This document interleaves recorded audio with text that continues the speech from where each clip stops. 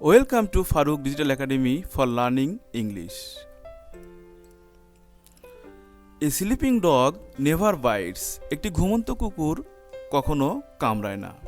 Dear students, can you say, তোমরা কি বলতে পারবে, what the function of sleeping in the sentence above? উপরের সেন্টেন্সটিতে স্লিপিং শব্দের কাজ কি? Yes, sleeping is giving more information about dog. এখানে ডগ সম্পর্কে স্লিপিং শব্দটা অতিরিক্ত তথ্য প্রদান করছে। So sleeping is modifying the dog. তাই স্লিপিং শব্দটা এখানে ডগকে মডিফাইং করছে। সুতরাং এখানে গিভিং মোর ইনফরমেশন এর অর্থ যা, মডিফাইং এর অর্থ কিন্তু তাই। তার মানে মডিফাইং মানেই হলো giving more information. That is why sleeping is a modifier here. আর সেই কারণে স্লিপিং শব্দটাকে এখানে মডিফায়ার বলা হচ্ছে।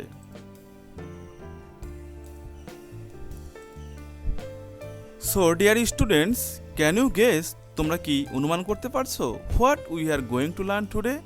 আমরা আজকে কি শিখতে যাচ্ছি? Yes, our today's lesson is modifier, part 1, HSC English second paper. আজকের পার্টটি শেষে আমরা অর্জন করতে পারবো মডিফায়ার কি, কাইন্ডস অফ মডিফায়ার, মডিফায়ার কী ধরনের পদ বা পার্টস অফ স্পিচ, এদের পরিচয় ও চেনার উপায়, প্রি মডিফায়ার কত প্রকার ও কি কি, উদাহরণ সহ বিস্তারিত আলোচনা। সুপ্রিয় শিক্ষার্থী বন্ধুরা, আমরা প্রথমেই জেনে নেব মডিফায়ার কি, কাইন্ডস অফ মডিফায়ার।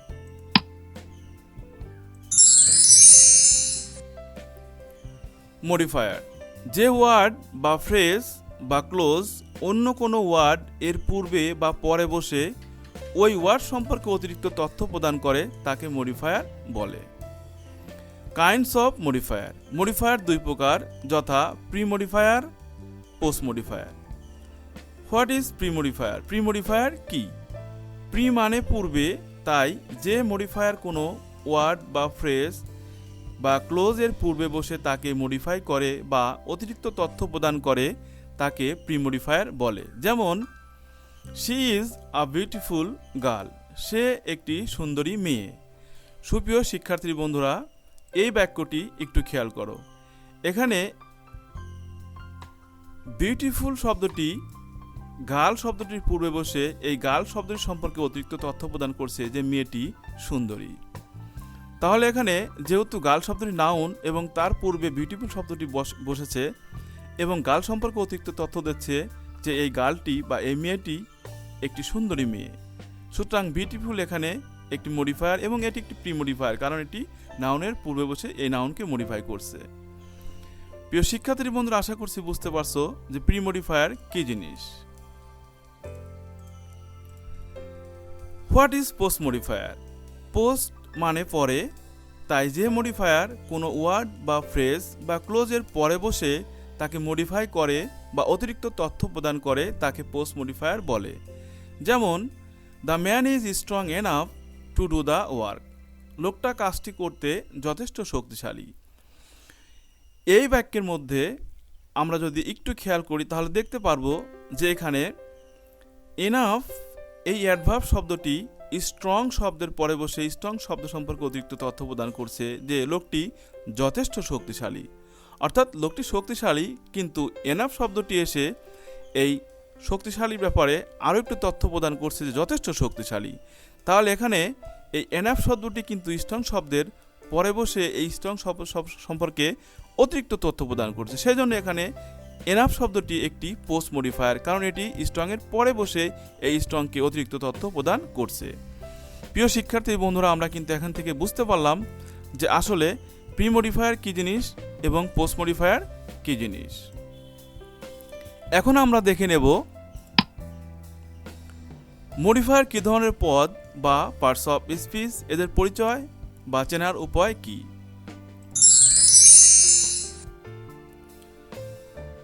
মডিফায়ার কী ধরনের শব্দ? মডিফায়ার সাধারণত অ্যাডজেক্টিভ ও অ্যাডভার্ব জাতীয় শব্দ হয়। অ্যাডজেক্টিভ কি? অ্যাডজেক্টিভ হলো সেই শব্দ যা noun, pronoun, noun, phrase, noun, close সম্পর্কে অতিরিক্ত তথ্য প্রদান করে। যেমন he is a good student, এখানে গুড শব্দটি একটি অ্যাডজেক্টিভ। তাহলে এই অ্যাডজেক্টিভ জিনিসটা কিন্তু আমাদেরকে ভালোভাবে বুঝতে হবে। আমরা যদি অ্যাডজেক্টিভ না চিনি তাহলে কিন্তু আমরা মডিফায়ার বুঝতে পারবো না, কারণ এই অ্যাডজেক্টিভগুলো মডিফায়ারের কাজ করে। সেজন্য চলো আমরা অ্যাডজেক্টিভ জিনিসটা কি আরও একটু চিনে নেই। অ্যাডজেক্টিভ এর শেষে সাধারণত ডি, ইডি, টি, এসটি, এনটি, টিক, টিপ, সিপ, ওইউএস, লেস, এফইউএল, এএল, এবিএলই, ওয়াই ইত্যাদি বেশি থাকে। সুপ্রিয় শিক্ষার্থী বন্ধুরা, তাহলে আমরা বুঝতে পারলাম যেখানে কোনো অ্যাডজেক্টিভের শেষে সাধারণত এই চিহ্নগুলো বেশিরভাগ ক্ষেত্রে দেখা যায়। তাহলে আমরা নিশ্চয়ই অ্যাডজেক্টিভ কী জিনিস বুঝতে পারলাম। প্রিয় শিক্ষার্থী বন্ধুরা, এখন আমরা দেখে নেব অ্যাডভার্ব কী জিনিস। কারণ এই অ্যাডভার্ব জাতীয় শব্দগুলো কিন্তু মডিফায়ারের কাজ করে থাকে। অ্যাডভার্ব কি? দেখো, আমরা যদি অ্যাডভার্ব শব্দটাকে একটু ভাগ করে নেই তাহলে এখানে দুইটা পার্ট পাবো, অ্যাড, ভার্ব। এখানে অ্যাডটা হলো অ্যাডজেক্টিভের সংক্ষিপ্ত রূপ, একটু ভালোভাবে খেয়াল করে দেখো। এই অ্যাডটা হলো এখানে অ্যাডজেক্টিভের সংক্ষিপ্ত রূপ, আর এখানে যে ভার্বটা দেখতেছি এটা তো ভার্বই। তাহলে আমরা অ্যাডভার্ব শব্দটাকে ভাঙলে কটা জিনিস পেলাম? দুইটা জিনিস, একটি হচ্ছে অ্যাডজেক্টিভ আর একটি হচ্ছে ভার্ব। এখানে মজার ব্যাপার হচ্ছে যে যেহেতু অ্যাডভার্বকে আমরা ভেঙে দুইটা জিনিস পেলাম, অ্যাডজেক্টিভ এবং ভার্ব, সেজন্য এই অ্যাডভার্ব শব্দটি অ্যাডজেক্টিভ এবং ভার্ব সম্পর্কে অতিরিক্ত তথ্য প্রদান করে। এখানে আরও একটি মজার ব্যাপার রয়েছে যে অ্যাডভার্ব নিজে অ্যাডভার্ব হয়ে অন্য অ্যাডভার্বকেও মডিফাই করে। সুতরাং অ্যাডভার্ব জিনিসটা কি আমরা যদি আরও একটু বিশ্লেষণ করি তাহলে দেখা যাবে যে অ্যাডভার্ব হলো সেই শব্দ যা অ্যাডজেক্টিভ, ভার্ব ও অন্য অ্যাডভার্ব সম্পর্কে অতিরিক্ত তথ্য প্রদান করে। আর অ্যাডভার্বকে যদি আমরা চিনতে চাই তাহলে আমরা দেখব যে অ্যাডভার্বের সাথে সাধারণত এলওয়াই থাকে, যেমন স্লোলি, কুইকলি, রিয়েলি এটসেট্রা। তবে সময়, স্থান ও মাত্রাবাচক শব্দও অ্যাডভার্ব হিসাবে কাজ করে, যেমন always, here, very, often, sometimes, enough, so ইত্যাদি শব্দগুলো কিন্তু এলওয়াই যুক্ত নয়, কিন্তু এগুলা সময়, স্থান ও মাত্রা সম্পর্কে প্রকাশ করে, সেজন্য এগুলোকেও অ্যাডভার্ব বলা হয়। সুপ্রিয় শিক্ষার্থী বন্ধুরা, এখন আমরা এর উদাহরণগুলো দেখে নেব। যেমন the man is not strong enough to carry the load, লোকটি বোঝাটি বহন করতে যথেষ্ট শক্তিশালী নয়।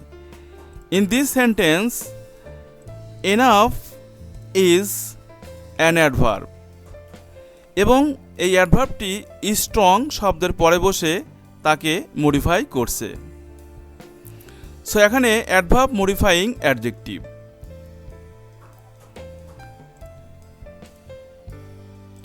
Next, I am now not hungry, আমি এখন ক্ষুধার্ত নয়। আই উইল ইট লেটার, আমি পরে খাবো। In this sentence we can see it is a verb, এবং এই ভার্বটি পরে লেটার শব্দটি বসে এই ভার্ব সম্পর্কে অতিরিক্ত তথ্য প্রদান করছে যে সে পরে খাবে। সো এখানে অ্যাডভার্ব মডিফাইং ভার্ব। এরপরে আমরা আরও একটি উদাহরণ দেখে নেব।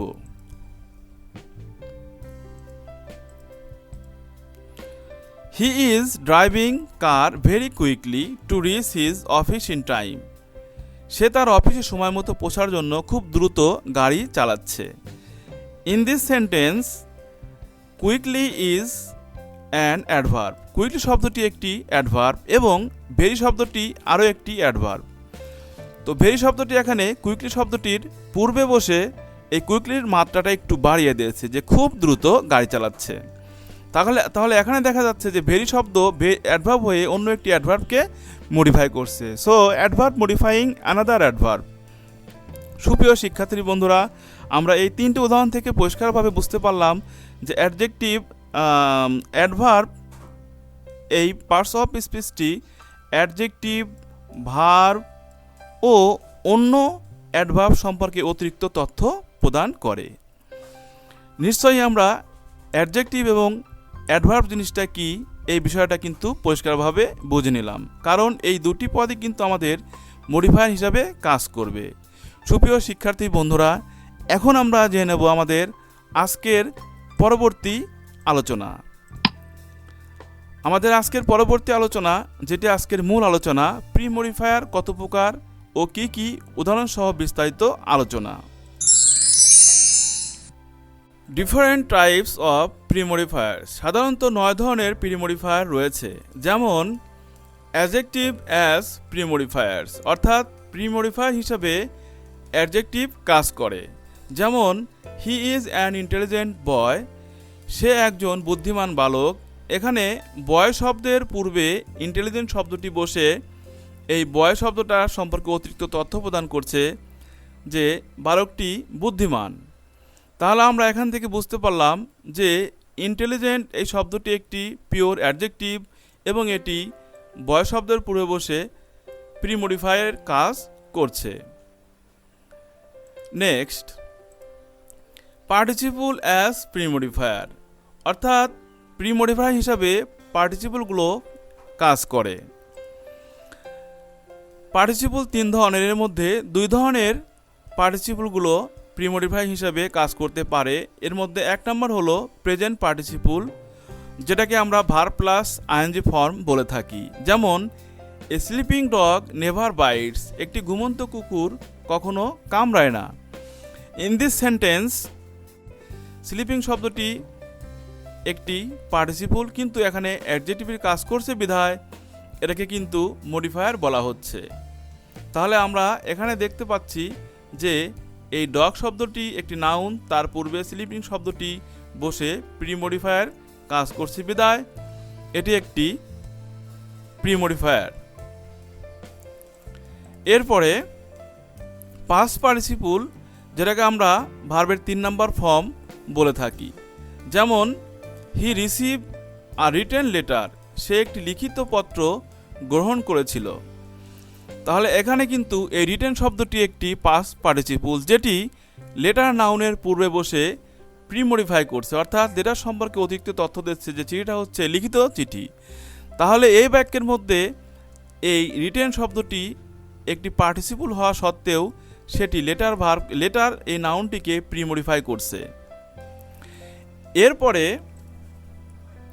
নাউন অ্যাজ প্রি মডিফায়ার, অর্থাৎ প্রি মডিফাই হিসেবে নাউনরাও কাজ করে থাকে। যেমন we enjoyed A football match yesterday, গতকালকে আমি একটি ফুটবল ম্যাচ উপভোগ করেছিলাম।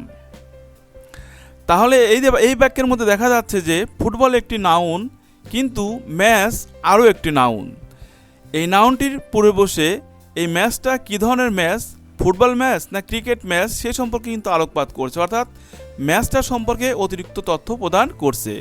সুতরাং এই বাক্যের মধ্যে ফুটবল নাউন হওয়া সত্ত্বেও এটি একটি অ্যাডজেক্টিভের কাজ করছে এবং ম্যাচ এই নাউনটির পূর্বে বসছে বিধায় এটি প্রি মডিফায়ার।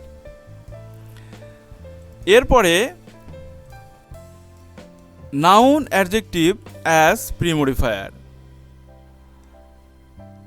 অর্থাৎ নাউন এবং অ্যাডজেক্টিভ যৌথভাবে প্রি মডিফায়ার কাজ করে, অর্থাৎ প্রি মডিফায়ার হিসাবে ব্যবহৃত হতে পারে। আমরা একটি উদাহরণের মাধ্যমে আরও একটু ক্লিয়ার হয়ে নেই। যেমন Gabtali is a busy bus station, Gabtali একটি ব্যস্তময় বাস স্টেশন। তাহলে এখানে দেখা যাচ্ছে যে বিজি একটি অ্যাডজেক্টিভ এবং বাস একটি নাউন। এই বিজি এবং বাস এরা অ্যাডজেক্টিভ নাউন হওয়া সত্ত্বেও অন্য একটি নাউন স্টেশন সম্পর্কে অতিরিক্ত তথ্য প্রদান করছে যে এটি বিজি বাস স্টেশন। তাহলে এই সেন্টেন্সের মধ্যে বিজি বাস এই অ্যাডজেক্টিভ এবং নাউন শব্দটি একত্রে স্টেশন সম্পর্কে অতিরিক্ত তথ্য প্রদান করছে বিধায় বিজি বাস এটি একটি নাউন অ্যাডজেক্টিভ যেটি প্রি মডিফায়ারের কাজ করছে। এরপরে কম্পাউন্ড অ্যাজ প্রি মডিফায়ার, যেমন এই বাক্যটির দিকে আমরা তাকালে দেখতে পারবো যে কম্পাউন্ড জিনিসটা কি। কম্পাউন্ড হচ্ছে একাধিক শব্দের সমন্বয়ে গঠিত একটি যৌগিক শব্দ যেটি একটি পদের মতো কাজ করে। যেমন a hard working student can shine in life, একজন কঠোর পরিশ্রমী ছাত্র জীবনে উন্নতি করতে পারে। এই বাক্যের মধ্যে স্টুডেন্ট শব্দটি একটি নাউন এবং হার্ড ওয়ার্কিং এটি একটি কম্পাউন্ড ওয়ার্ড, এবং এই হার্ড ওয়ার্কিং শব্দটি নাউন স্টুডেন্ট শব্দটির পূর্বে বসে একটি প্রিমোডিফায়ার কাজ করছে, অর্থাৎ অতিরিক্ত তথ্য প্রদান করছে স্টুডেন্ট সম্পর্কে, যে স্টুডেন্টটি কেমন, অর্থাৎ স্টুডেন্টটি একটি হার্ডওয়ার্কিং স্টুডেন্ট, কঠোর পরিশ্রমী স্টুডেন্ট। সুতরাং এই বাক্যের মধ্যে নাউন স্টুডেন্ট শব্দটির পূর্বে হার্ডওয়ার্কিং শব্দটি বসে একটি প্রিমোডিফায়ার কাজ করছে।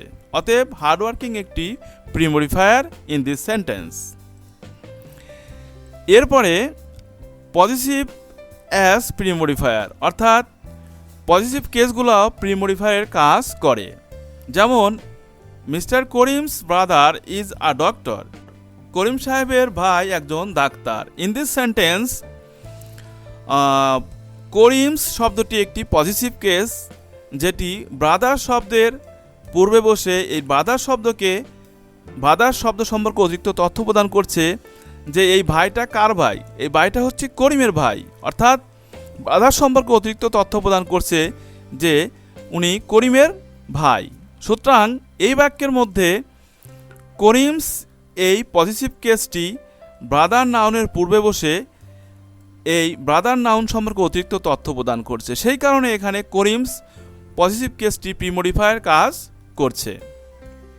এরপরে our country is very beautiful, আমাদের দেশটা খুবই সুন্দর। ইন দিস সেন্টেন্স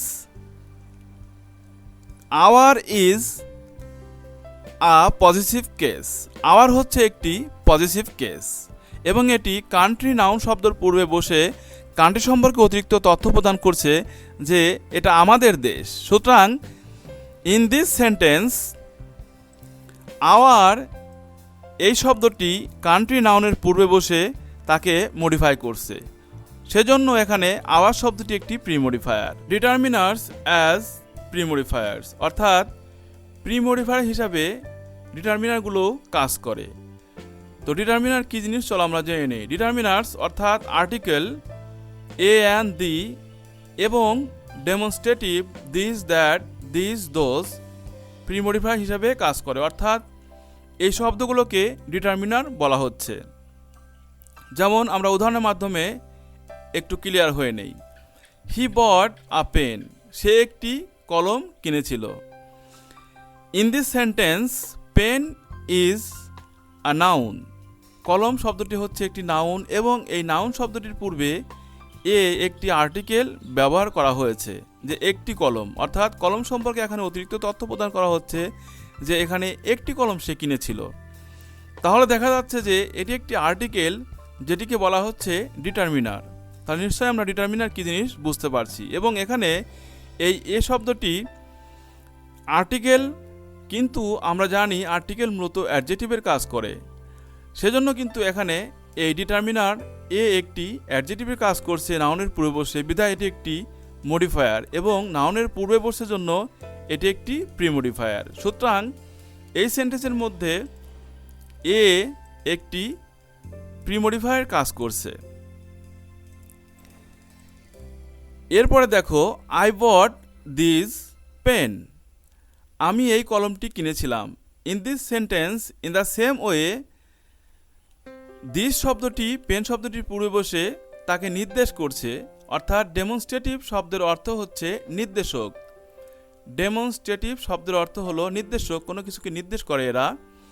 তাহলে এখানে পেন শব্দটির পূর্বে বসে এই দিস শব্দটি এই কলমটাকে নির্দেশ করে, অর্থাৎ এই কলম সম্পর্কে অতিরিক্ত তথ্য প্রদান করে, বিধায় এখানে দিস শব্দটি একটি প্রিমোডিফায়ার। এরপরে নাম্বার 8 কোয়ান্টিফায়ার্স অ্যাজ প্রিমোডিফায়ার্স, অর্থাৎ কিছু সংখ্যাবাচক শব্দ প্রিমোডিফায়ার হিসেবে কাজ করে। যেমন কোয়ান্টিফায়ার শব্দগুলোর মধ্যে রয়েছে 1, 2, 3 ... অর্থাৎ অগণিত সংখ্যা এভাবে। এরপরে much, many, some, several, a lot, a little ইত্যাদি প্রিমোডিফায়ার হিসেবে কাজ করে। যেমন the man has much money, লোকটির প্রচুর টাকা রয়েছে। তাহলে এখানে মানি একটি নাউন এবং মানির পূর্বে মাস শব্দটি একটি কোয়ান্টিফায়ার অর্থাৎ পরিমাণ নির্দেশ করে। সেই কারণে এখানে মাস শব্দটি মানি শব্দের পূর্বে বসে প্রিমোডিফায়ার কাজ করছে। সুতরাং much is a premodifier in the sentence. He bought 5 pens from the book fair, সে বইমেলা থেকে 5টি কলম কিনেছিল।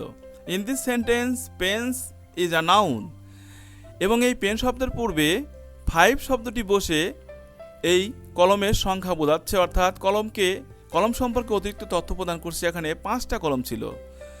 So in this sentence 5 is a premodifier, কারণ এটি কলম সম্পর্কে অতিরিক্ত তথ্য প্রদান করছে।